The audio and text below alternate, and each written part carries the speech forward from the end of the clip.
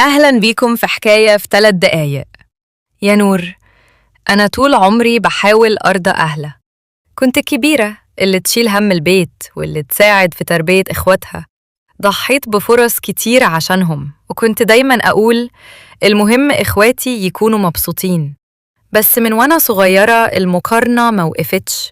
كل ما أعمل حاجة يقولوا شوفي أختك التانية عاملة إيه، شوفي جمالها، شوفي نجاحها، شوفي الناس بتحبها إزاي.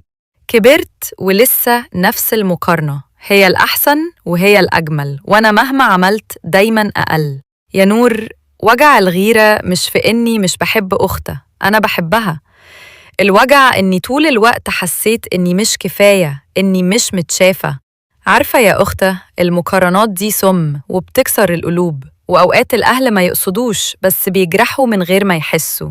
بصة، انتي ليكي قيمتك اللي محدش يقدر ينكرها. ربنا خلق كل واحدة فيكم بنعمة مختلفة، دي جمال ودي عقل ودي حنية ودي ظهر وسند.